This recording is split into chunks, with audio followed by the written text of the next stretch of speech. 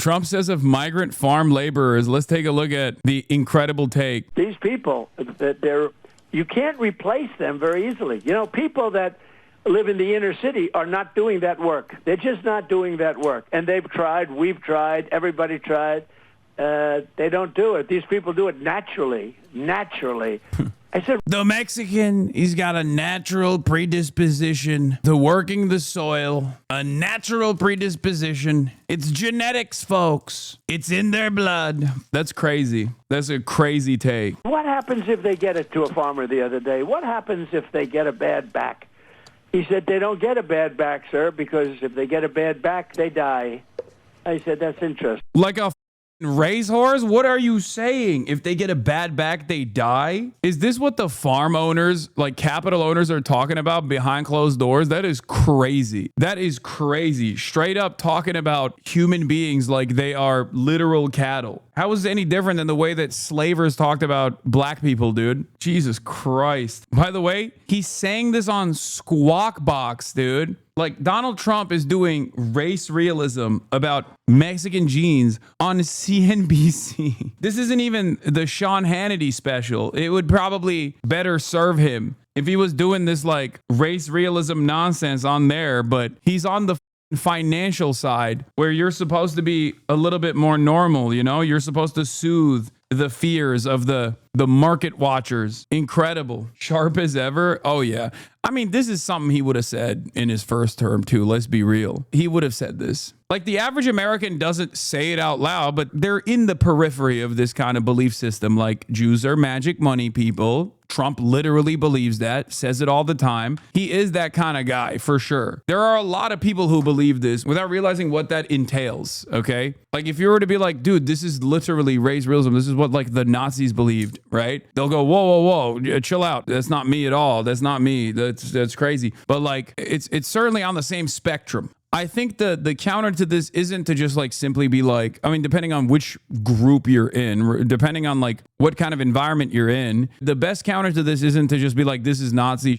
The best counter to this is like, it doesn't matter what a person's background is, dude. Like, if they went through the same developmentary process, like their outcomes would be quite similar to one another. There is no like genetic predeterminist issue here. It's just treat people like people. There is no natural inclination. The reason why a lot of undocumented migrant workers are really hard workers is because of their material conditions, their material circumstances. The reason why they work super hard is because they just have much less. And that is the process that we have designed. We keep them in this legal limbo in terms of their second class citizenship status so that we can keep working them into the goddamn ground. And the reasons as to why they migrate to the United States of America is because of American intervention in most circumstances as well. Elaine Chao was on yesterday, and I know, you know, she was, I think she was labor secretary for 8 years under Bush too, and she was your transportation secretary as well. And she said,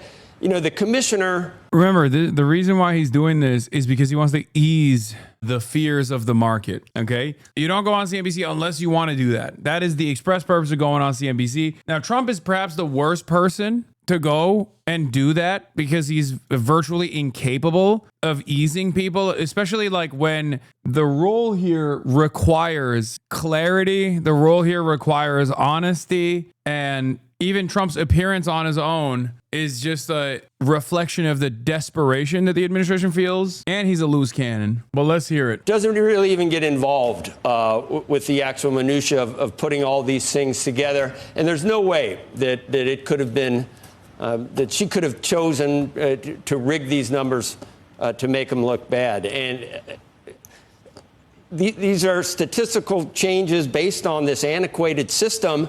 And it's just a Wait, you said he gets no pushback in the media? Dude, this is the last place where he would get pushback. Are you kidding me? These guys are not in it to make a name for themselves. They're not journalists. They're literally there to be like, please don't say anything stupid so that like the markets don't plummet. Please, please, please, please, please, please. His goal here is to just like navigate the conversation to make Donald Trump come across as reasonable so that people don't panic. The unemployment rate is still low. It's 4.2%. It's fine. I'm not saying earth-shattering. No, I will say this. The numbers before the election were earth-shattering. I'm not saying Okay. these were shattering, but No, I then they announced a couple of 100,000 to make it look a little bit worse from, months before. I said, where did those numbers come from? So for as much as you want it's a highly political. It's a highly political situation. It's totally rigged. Smart people know it. People with common sense know it. And a lot of people to keep their head under the cover. See, I told you. His job is to make Trump come across as coherent, make Trump come across as reasonable so that people don't panic sell or some shit. The issue is Trump is an unstoppable force. You feel me? So how are you going to make that motherfucker look reasonable when the very nature of his call here, the very reason why he's calling CNBC is because he's panicking?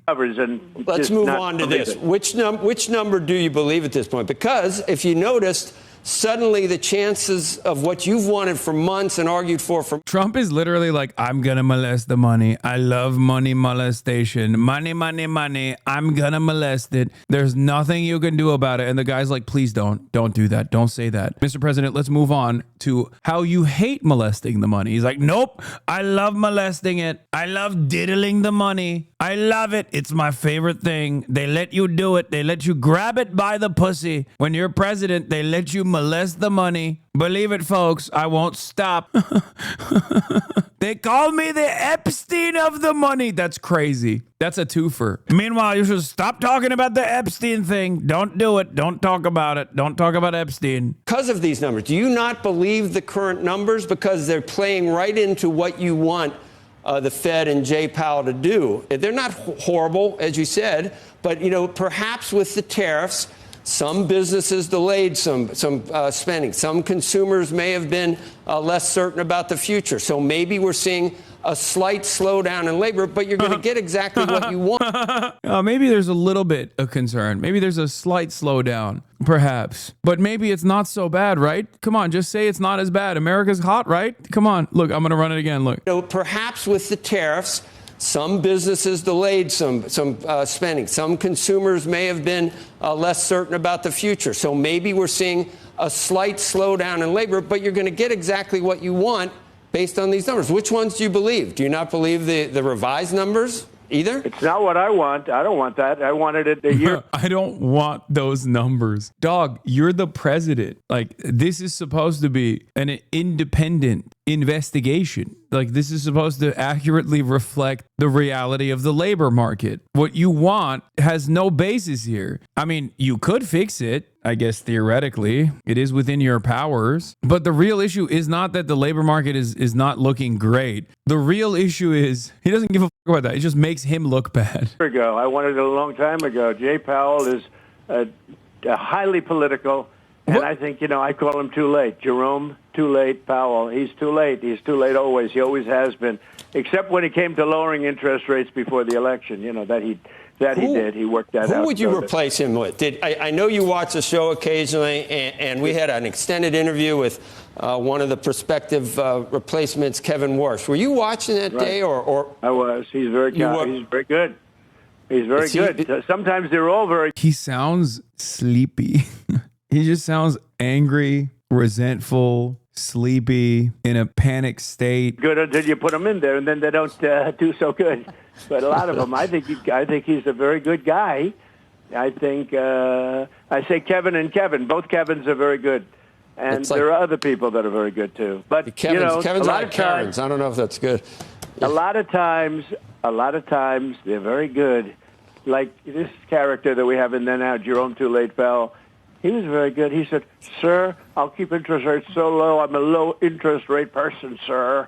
You could hardly hear him talking over the desk. Is Warsh somebody that worked for me? Wait, he's doing voices. He's doing voices, sir. Yo, this is crazy. He was a big fan of his. Not a fan of his. He hardly knew him, but he wanted him so badly. I did somebody a favor. I put him in there. No, he's too late. He's too late. That name will stick to him. Can you handicap it at all? Who you're, or you won't know? When will you know? And when will you announce it? I think the two Kevins are doing well, and I have two other people that are doing well. Look, it's in the end there are numerous people that are qualified. Everyone on your phone right now, in terms of at your beautiful studio, would be very qualified in my. I think he's talking about Jamie Dimon, maybe. I don't know. Who did Trump do a favor by appointing Jerome Powell? I did somebody a favor by putting him there. It turns out he's terrible, terrible, terrible. Like you were going to have a meeting and people were talking about it with President Xi, and then you went out of your way to kind of say other people are saying, I think you even called it fake news or Banks something. discriminated against me after I was president. What? They debanked me. I do not believe that. It almost, it looked like you were indicating that you were unhappy or that talks had broken down. And we've had a couple of frameworks or some positive moves. And China, you've had a lot of success with other countries. China is a big deal and a big, not quite the elephant in the room, but certainly an important trading partner. Where does that stand? Will there be a meeting between you and President Xi? Anything planned at this point? What's the sticking point now, and how optimistic are you that we get a comprehensive Well, I can have deal? a meeting. We have a very good relationship, but I didn't call for the meeting. He called for the meeting. So the fake news announced Donald Trump wants a meeting with China. No, I didn't want it. No, he asked for a meeting, and I'll end up having a meeting before the end of the year, most likely, if we make a deal. It's so funny because objectively wrong, okay? Especially because, you can tell it's wrong because Donald Trump is the only party that has lowered tariffs in the process after literally increasing it for no reason whatsoever. This is perhaps the most embarrassing aspect of his tariffs regime, where he's like, that's right, I wanted to destroy China, and then I decided I'm gonna save China. When Donald Trump wants you to know something, just know that it's the opposite, okay? The truth is the exact opposite. When Donald Trump says I never called she called me first, know that it's probably the opposite. If we don't make a deal, I'm not going to have a meeting. I mean, what's the purpose of meeting if we're not going to make a deal? But we're getting very close to a deal. We're getting along with China very well. I will tell you, you had a point when I had 145% tariffs on. I put in for fentanyl. I actually said to people, where are we now with China, by the way? Because I kept adding more and more. They said, sir, you're up to 145%. I said, you got to be kidding. So I sort of had to bring it down a little bit. But when... Dude, what? Dude, what? What? You just said you were slapping erroneous tariffs on America's largest trading partner? Dude, I'm just being the president. What the... Oh my God. He's like, I don't know. One day I said 50. Next day I said 100. Why not 150? What the... I mean, this is shit that we say about Trump. You're not supposed to admit it, dude. This is like what I would say. I'd be like, wow, it kind of feels like Donald Trump is just making it up as it goes along, adding random numbers onto a pile. He's like, yep, it just made it up on the spot. It was great. Believe me. I made it up so much. I forgot what I made up. And then people told me, Mr. President, you're at 145%. I said, wow, I'm so crazy. I love money molestation. I love molesting the money. I won't let you keep a bag. I will do everything in my power. If this were a CEO of a public corporation, they would be removed by the board. Oh yeah, that's so awesome. That's awesome. F it. Who cares, dude? Whatever. Well, what are you gonna do? I can't believe he's on CNBC too. It's not even, and I can't stress this enough. This isn't Sean Hannity. These are the motherfuckers who are slammed to the TVs. These are dudes with Bloomberg terminals listening in intently to see what kind of decisions they must make. I'm going to run it again. Donald Trump wants a meeting with China. No, I didn't want it. No, he asked for a meeting, and I'm not going to have a meeting. I mean, what's the purpose of meeting if we're not going to make a deal? You had a point when I had 145% tariffs on. I put in for fentanyl. I actually said to people, where are we now with China, by the way? Because I kept adding more and more. They said, sir, you're up to 145%. I said, you got to be kidding. So I sort of had to bring it down a little bit. But you got to be kidding. Wow, I'm crazy. Lost track of the tariffs. Little old me did that. It was up to 145%, meaning we were doing zero business with China. China was collapsing. I don't know if you know that. You haven't reported it, if you do. But China was collapsing. China was collapsing. It was over. It was one step removed from collapsing. Any minute, China was collapsing, and I saved it. I saved China. It's not imperative, but I think we're going to make a good deal. But no, they had a thing that Donald Trump really wanted to go there. No, I don't. It's a 19-hour flight. It's a long flight. But at some point in the not-too-distant future, I will. And just to end this conversation in China, I have a very good relationship with President Xi. Always had, other than the COVID moment where I was very angry with him and essentially didn't want to talk to him, frankly, because, it did come out of Wuhan, in all fairness, which I was saying from the day one. I was saying I knew exactly where it came from. But that did interfere with the relationship. But no, I've had a great relationship with President Xi. We respect him a lot. They respect us a lot. They didn't respect Biden. They thought he was a numbskull. They couldn't believe he was the president. So I don't get it. If China did COVID, wouldn't that imply that they respect you way less than Biden? Like if China did COVID, if it was like a biochemical attack, like clearly they don't respect you at all then. They did it when you were president. Different topic. The Wall Street Journal is reporting that you're prepping an order that they say would punish banks that discriminate against conservatives, including potentially Bank of America. I'm going to be actually talking to Brian Moynihan here later today. Can you tell us about that executive order? What's in that? And what do you think the banks have done? Well, they did discriminate. I had J.P. Morgan Chase. I had hundreds of millions of dollars in cash.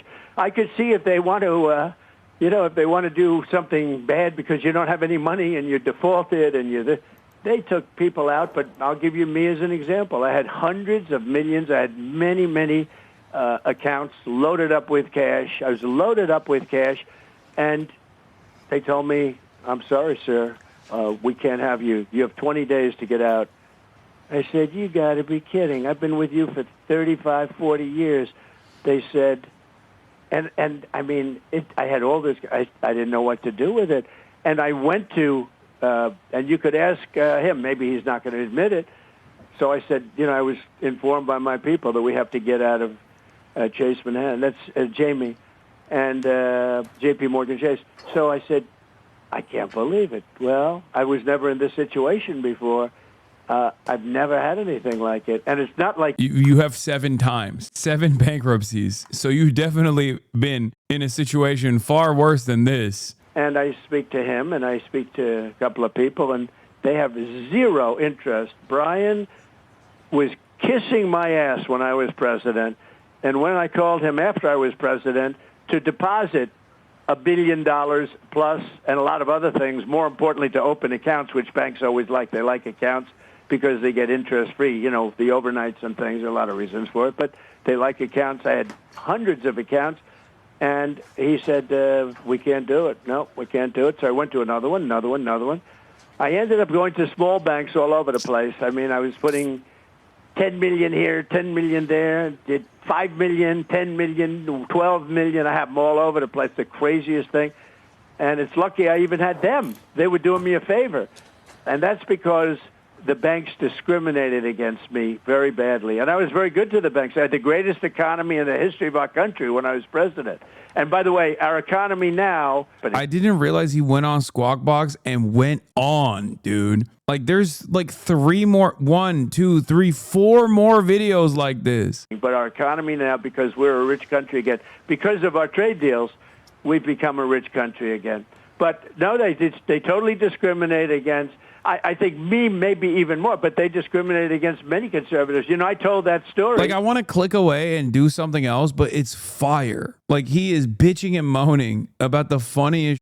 I can't look away. And sitting around tables with other people that were conservative or Trump supporters.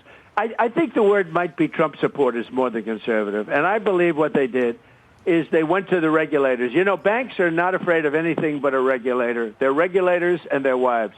They're more afraid of their wives than the regulators. But the group they're really afraid of is bank regulators. And I believe that Biden or Kamala, and I don't think they're smart enough to do it, but the people that are surrounding the beautiful Resolute desk, the high IQ people that are radical left, I believe they told the banking commission, the bankers, that the banking regulators, do everything you can to destroy Trump. And that's what they did. And guess what? I'm president. How did that happen? Yeah, Mr. President, you've talked about.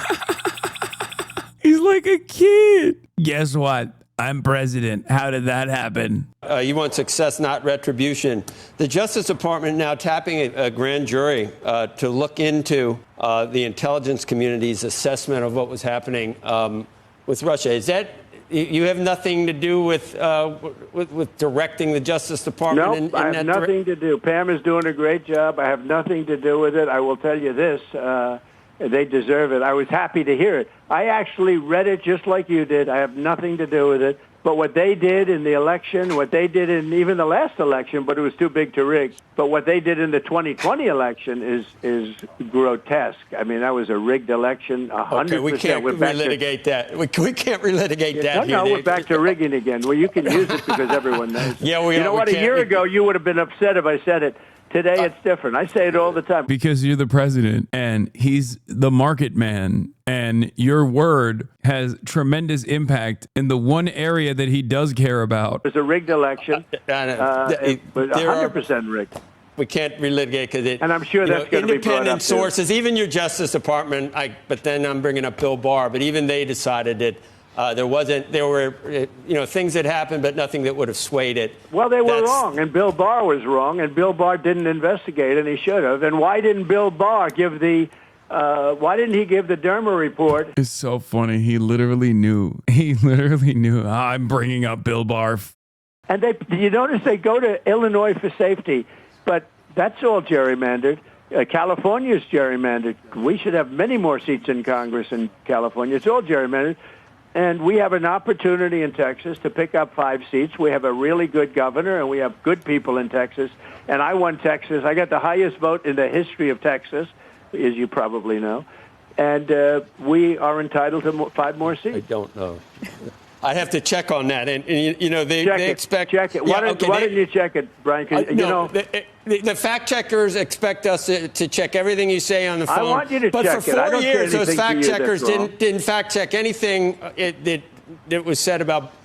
Oh, my God. Yeah, the Biden. I mean, why are they so scared of this guy? Because he could just be like, I'm doing a 700% tariff on everyone, like on this phone call, and then cause the markets to plummet because he's a dangerous, unstable man who has the capacity to molest the money. He could just molest the money as hard as he wants to, and they're just like, oh my God, please don't molest the money.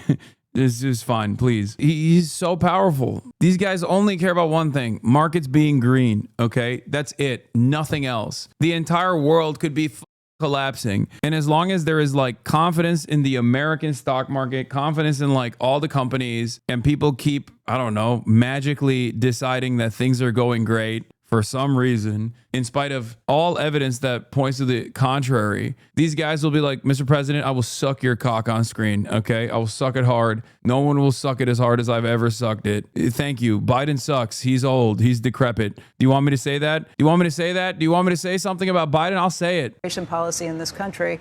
But if you look at the jobs... Please don't molest the money further. Report last week, it did show a 1.7 million drop-off of foreign-born workers from March to July. And that's a great number, by the way. That's a great number, because it means we're putting Americans to work. Well, the problem is immigrants have accounted for more than half of the U.S. workforce growth over the last 3 years. And so you wonder if that gets into an issue. And I know you've spoken with farmers who have had concerns about being able to find temporary workers there. Right. And I think their pleas have kind of hit you in a way where you looked at that a little differently. Yeah, as in you don't care about the humanity of these people, but the humans that you do care about are capital owners, aka farm owners, who came up to you and were like, dude, what the fuck are you doing? People don't want to come to work. People are too scared to come to work. And you're up the agribusiness. And Trump was like, all right, well, let some of the Mexican slaves continue working, which he is literally going to say. Because they had an open border policy because they were fools, and they allowed people from prisons and gang members and drug dealers into our country. We're getting the criminals out of our country by the thousands, and they're taken. We have murderers. We have people that are mentally insane. They come out of insane asylums and psych wards, and they come out of places that you don't want to know about. You would not like to see it. But they dumped everybody in our country, from the Congo in Africa to all over South America. They dump millions of people into our country that are dangerous people, and I'm getting them out. I'm working with the farmers, however, and the farmers have been great. I also got the highest vote for farmers, I think, that anybody's ever gotten. And I take care of the farmers. I love the farmers. They're a very important part of this country. And we're not going to do anything to hurt the farmers, and we're working on that, and we're going to be... Bro, he sounds like Austin doing a Trump voice. ...coming out with rules and regulations. I mean, you'll see a farmer with the same person working for him for 20 years. The person's even paying taxes and other things. And we're looking for the criminals, the people that murdered. You know, we have 11,888 people that came into our country under Biden, with our great czar, a border czar. She never called Gambala. one... You know, she never called. She was a border czar. She never went to the border, and she never made one call. She literally went to Guatemala. Like, I'm not defending Kamala Harris. I think she did a horrible job as vice president. She was tasked with a horrible job to begin with from a president that didn't want her to do a good job anyway. But she did straight up fly to Guatemala to say, do not come. Do not come. I'm going to come. To the Border Patrol. You know, other than that, she did a great job. But they had... hundreds of people that were murderers, 11,888 murders, 50% of which murdered more than one person in our country. We've already gotten a lot of them out, and some of them are so dangerous we don't want to bring them back. We want to put them in our own prison because we don't want them coming back. But they allowed 11,888 murderers, many of which murdered more than one, into our population, and we're getting them out. Wait, he also admits why some people don't get deported. He literally is admitting that the murderers that he's deporting have the capacity to come back into the United States. I mean, all the numbers he just said are made up, but that's literally the point. That's why some people don't get deported even after doing like a heinous crime, because there's no guarantee that they're not going to be freed in the country that they sent back to. There's a criminal justice system. I just want to hear you clearly. You're saying that people who have been here for years and who have been even paying taxes, you're going to look at them... President Trump, people love tariffs. ...very differently, and maybe they belong here in the workforce? I want to work with them, and in some cases we're sending them back to their country with a pass back in legally, and we're doing things that are very difficult to do and very complex, but it works really well. We're sending them back. And then they're schooling, they're learning, they're coming in legally. We have a lot of that going on, but we're taking care of our farmers. We can't let our farmers not have anybody. This is new. Why do you have to send them back then? Why don't you just process them here? He's like, no, I love deportations. I love them so much. I got to do a little bit. I got to do some deportations. Believe it. It's got to happen. It's going to happen. Believe it. That's why I'm doing it. I'm doing a little bit of deportation and then a little bit of reportation. We're porting them back in. After we port them out, deport and then report. These people, you can't replace them very easily. You know, people that live in the inner city are not doing that work. They're just not doing that work. And they've tried. We've tried. Everybody tried. They don't do it. These people do it naturally. I said, what happens if they get it to a farmer the other day? What happens if they get a bad back? He said, they don't get a bad back, sir, because if they get a bad back, they die. This is so psychotic. We covered this earlier, but I wanted to run it again. But it is such an insane thing to say. It's like the Mexican natural farmer, big build. And when they get a bad back, we kill them. We shoot them. We bring them to the glue factory. That's interesting, isn't it? You know. These are very, you know, in many ways, they're very, very special people. Okay, go ahead. No, okay, so. Okay, go ahead. All right. Here we go. So you did get the highest number of votes in Texas, so that's true. But when you were talking about... then you don't have to say anything more, Joe. I got to say this. No, don't say anything more. No, don't qualify it by saying, no, I'm I not got the highest number of votes. You did. In the history I'm moving of on. Texas. I'm moving on to your claim that revision helped Biden hurt you for the 800,000. It was in August. There was still plenty of time for voters to see that those weren't real jobs. After the election in November. I believe it was in November. No, this was before the election. He's talking about the revisions that took place before the election, which you literally used as a way to attack Biden before the election. He's shouting because he's getting fact checked. And this guy doesn't want to do it. He literally was like, let's not even touch that because I'm going to be forced to fact check you. He said it. He did not want to do this fact check. He's like, oh, let's not talk about that then, because if we do, then I have to go in and I have to correct you. And he doesn't want to do it. He does not want to do this fact check. Okay. Trump is literally like, don't do it. Don't say it. Don't say it, Joe. If you say it, I'll deport you. What are you, Lithuanian? I'm sending you to Estonia. That's where we're at. There was a massive revision downward on the jobs. first one, the Check it out, Joe. You'll 800,000 or find them right 900,000, again. I think, was in August, and then later it came out in March of 2025. It went to 598, not 818, but the original Well, one. listen, 598, but there were other revisions downward from prior to the election because the numbers were rigged, okay? And as you said, the number, look, you take a look after the election, how many revisions downward there were. But let's get back to Texas because you said you were going to say something else. I got the highest vote in the history of Texas, a record that they say won't be beaten unless I run again. Are you going to run again? The No, Constitution probably not. Okay. Probably not.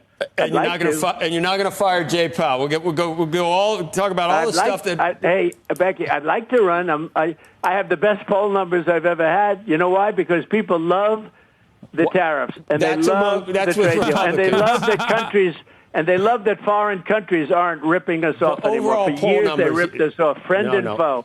And the friend was worse. Overall poll numbers, you don't have the best you ever had in overall poll numbers. You do. What? He said what? What? I'm going to run it again. Overall poll numbers, you don't know. And the friend was worse. You don't.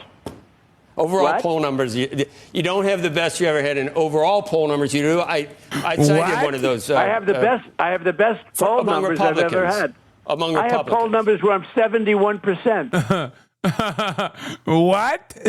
Dude, what? I have the best poll numbers. Look, those are among Republicans. You've got. No. Among Republicans, I'm at 94 and 95%. No, I'm talking about generally. I have the. There is not a single poll that says he has 71% approval. What the is he talking about? Does someone show him like a poll where he has 74% approval among Republicans or something, which is like very low? What the is this guy saying? Does he mean like a Twitter poll or something? Like Gunther Eagleman. How many of us love the president? Show in this poll. And he's like, he got 74% of the people. Let me put it this way. There was a gentleman on Harry Emden yesterday on CNN, and he went crazy over how. Oh, holy Toledo. Now, you know, you don't put that on because I think CBS is a shade.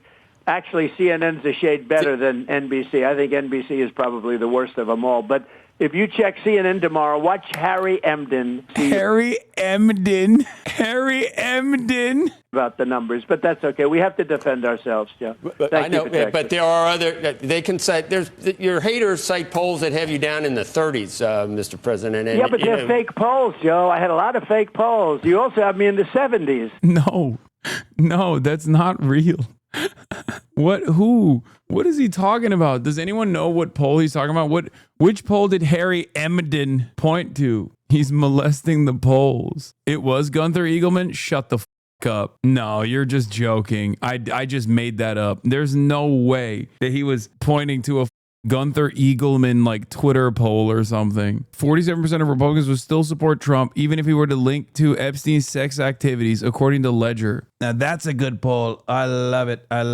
Yeah, I mean, look, I think this one surprised me a bit because of all these complaints online going after Trump and the Epstein files. You might think, yeah, this is from like 2 weeks ago or something. If anything, they're going up. Republicans who approve of Trump. Look at our CNN poll. The prior. Yeah, that's Republicans. Okay. What's the Republicans? How about Quinnipiac? The prior poll, 87% approve of Republicans. This week out, 90% with Republicans. If anything, Donald Trump's approval rating has gone up since this whole Epstein saga started. He is at the apex or close there too in terms of his popularity. Yeah, with Republican voters, man, there is no point that he has 70% approval ratings. I think he means disapproval. Maybe someone just like flipped the numbers or something. Harry Emden, he's the good guy. He's the guy. Wait, is this what it is is? arguably the most influential this century, and probably as well dating back a good portion of the last century as well. That's not a good thing, Rapid Response 47. Wait, what? It's true. He is the most influential president of this century. He has single-handedly changed American politics. I said this before the election. We are now living in Trump's universe.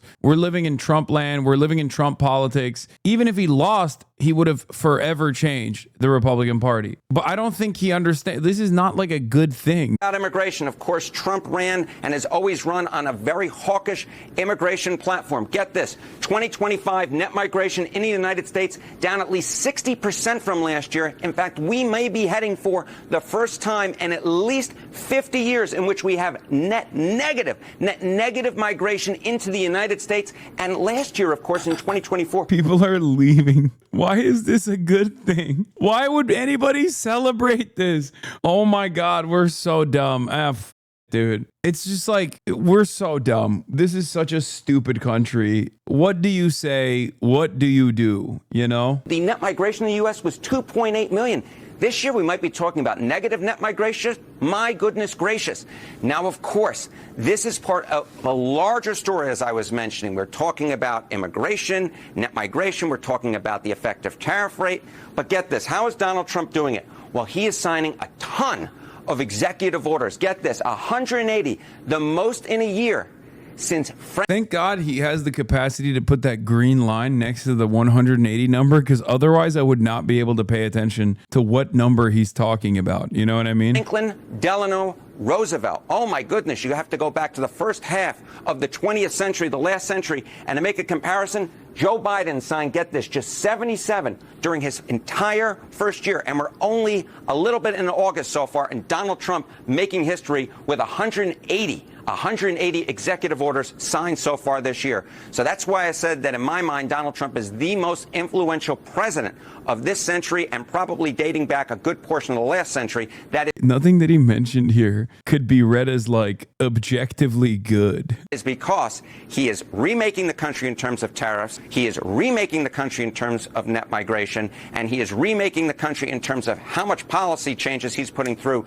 in executive orders. As I said, it truly is history making. Love it, like it, or lump it. They can't even say hate it. That's awesome. I'm glad that we got net negative migration. Okay. People are leaving more than they're coming in. That's one. We got tourism has taken a nosedive. It's kind of funny because like you see places like Spain or like European capitals where there's like people who are mad that like people keep coming. Like all these places that are propped up by tourism dollars are now offended or just like mad that tourists are coming to these areas. And Donald Trump heard that and was like, we should do that here. We should make sure no tourist comes into the country ever again. I saw it. They're spitting on our tourists like it's the West Bank. Only there is it allowed to spit on our big, beautiful Christian tourists. Only in the West Bank. When they do it, it's all right. When they do it in Barcelona, they're calling it. They're saying Barcelona.